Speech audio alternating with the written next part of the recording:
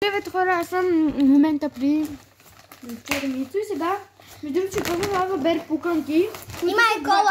Ама ние ги изядохме, много са вкусни. Аз не съм яла от тях въобще, защото аз тук ще съм дошла. Има тези на кокос и ето тези на Кола. На кола. Сега ще питам първо на кола. Имаме лава бер. Новия вкус. На покорни? Ето хора, лава бер. Те са между другото много яки. Може да им дам 8 от 10, защото нямат почти вкус. Сега ще питам лава бера. Те са купили, затова сега дойдох и аз да пробвам. Аз си казваш да има лава бер пуканки. Като приятели, нали, знаеш да отидохме за Луковит, купихме лава бер от Здравеца.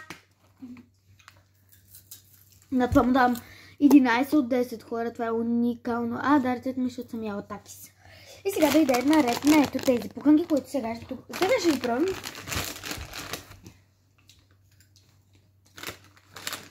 Бъде има вкус. На кокос, то си е на кокос принципно. Ето хора на кокос. Ще го спазваме на Анджи Студио. На тези буквално дам 11 от 10. Тези две неща. Ние се сви само за малко. Тези две неща са уникални хора. По-добре, по-хубави неща от тях не съм виждала между другото. Само да тръгна на училище и всеки ден ще имам лава бер, пуканки, шоколадчета, яли ли сте? Не, на Здравеца има. На Здравеца, ама ние не сме отишли.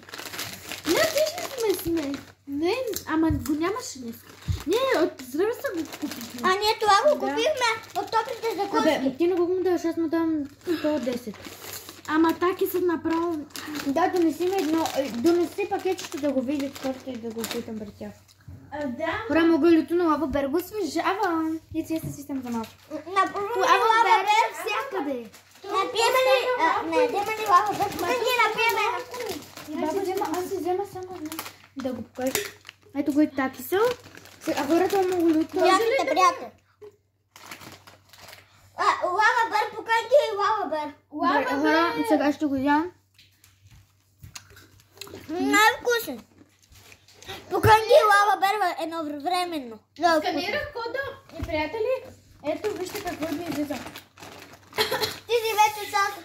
Още сега да ни изпратиш най-готината снимка или клипче как опитваш новите пуканки лава бер попкорн, а ние на свой ред ще споделим снимката или видеото в нашите социални мрежи.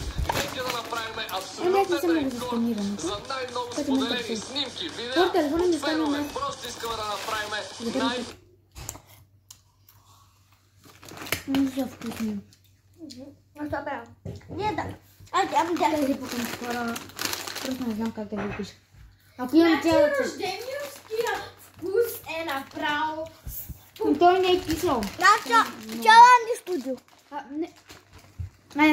Чао от мен.